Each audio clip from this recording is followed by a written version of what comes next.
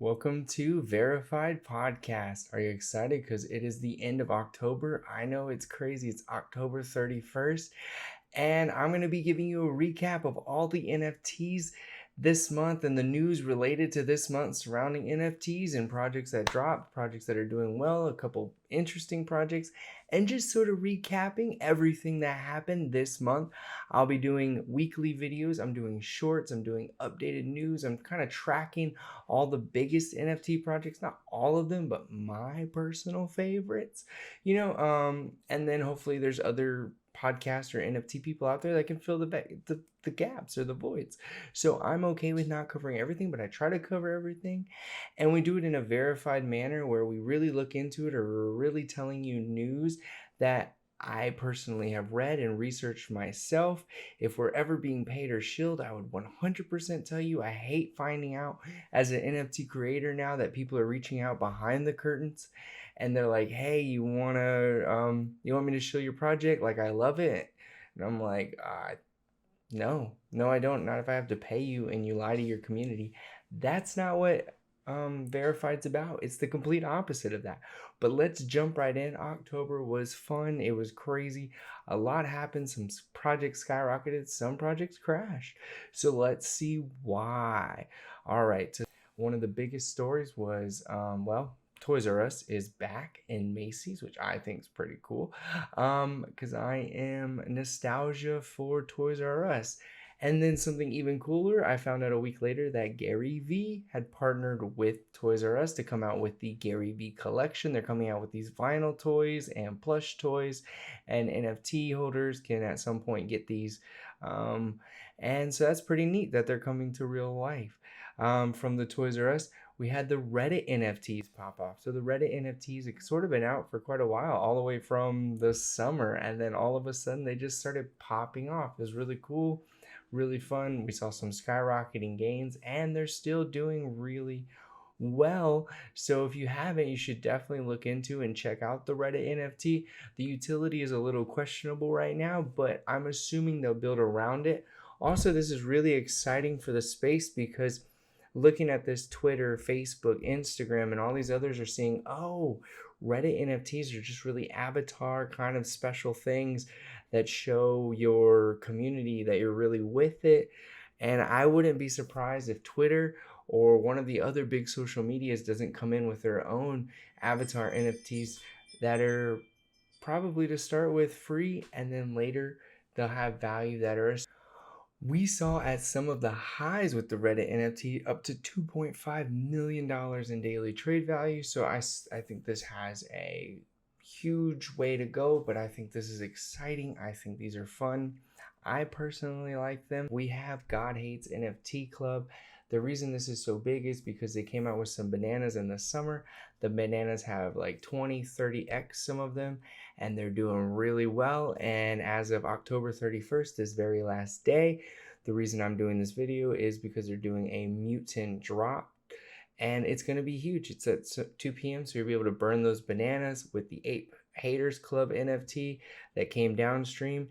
And you'll be able to make these really cool mutants. And if we know anything, some of these mutant collections caused the original collection to do really well, which we have seen a good spike. I think they were down to 0.28, 0.29, and now they're back up to 0.7. So that's a really good jump for the OG collection.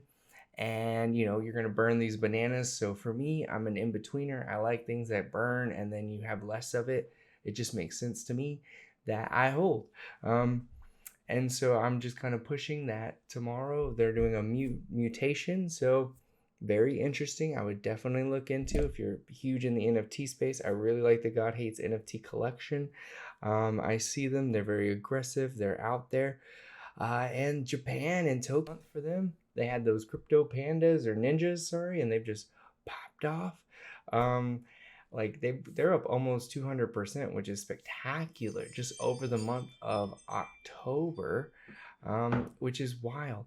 And the thing I want to talk about is the Yugin, which is the NFT collection that dropped in October.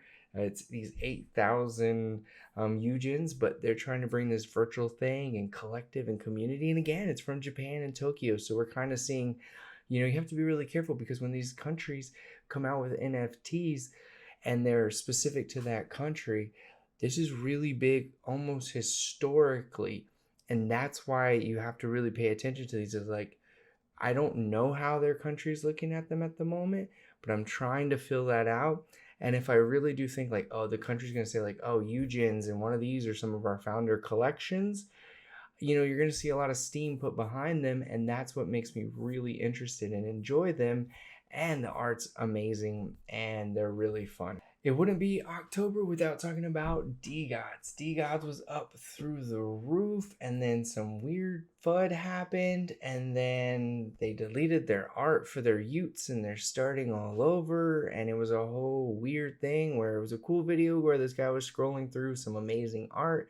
If you're on NFT Twitter, you saw this video, and then they deleted it, and they deleted all their art, which I thought was awesome. And then it kind of made me think, well, if they're deleting their art or they're changing it, maybe something happened, their art, and then you've got these weird mixed messages. It's always really tough in this space to find the honest message and truth.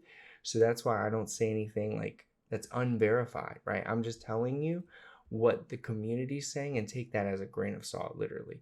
But they did delete their collection, or they're making massive changes because they didn't bring it out, and the Ute is still unveiled, which might make it really cool, bring up some tension. I don't know. It's interesting to see. But one thing that really makes me want to talk about them is they went to 0% royalty this month, meaning all of their sales for the life, I think they were at 5% or 7%, dropped to 0%. They went to 0% royalties. That's a fact. You can go check it out. Something happened and they did 0, but they didn't want to do 0 because of some of the messages that the founders were saying. But then they were like, well, it's the right thing to do 0. So I'm really confused, because if you didn't want to do it, your message was like, I didn't want to do it, and I don't think every collection should have to do it, but we had to do it.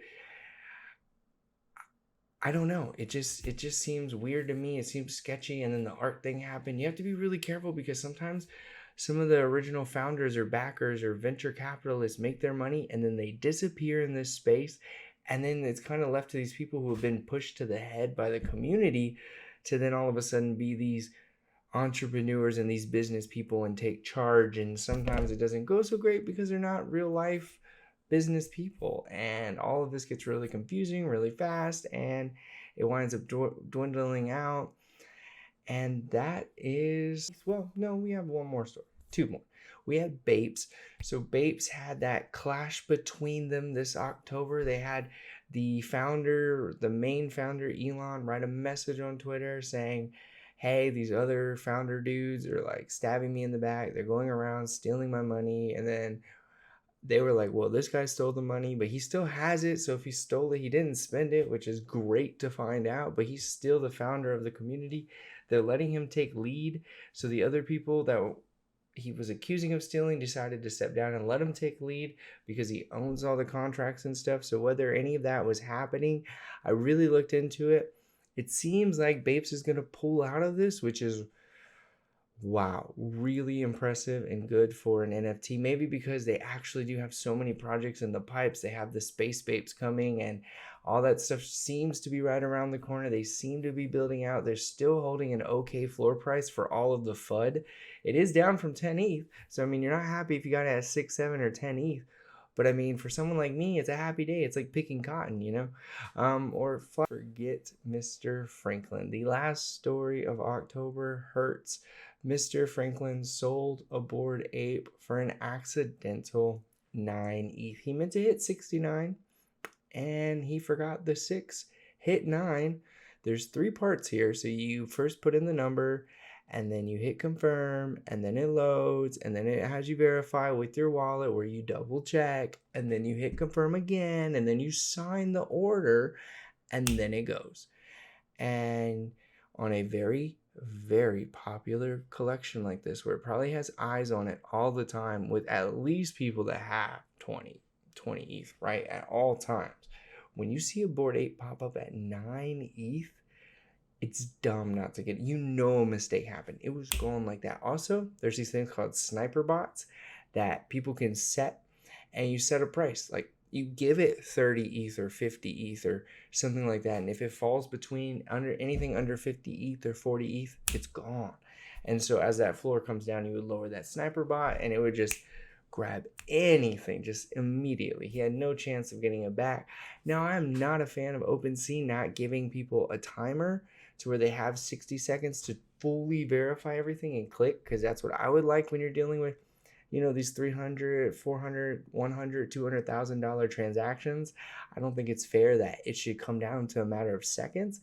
But you should also really confirm. And for somebody who has 60 Bored Apes, this looks to me like just carelessness, just drunk. I don't know what he was doing. Maybe he was high. Maybe he was just, I don't know, just, you know, FOMO. I don't know. But he lost 60 ETH.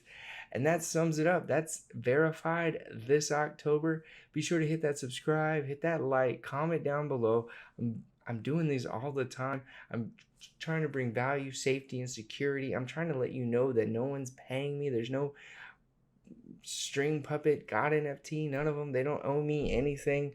I am just doing this because I'm already here. I love the space. I'm passionate about it. And I'm trying to do it in a correct way and in a way that other NFTs can copy and other NFT promoters can copy.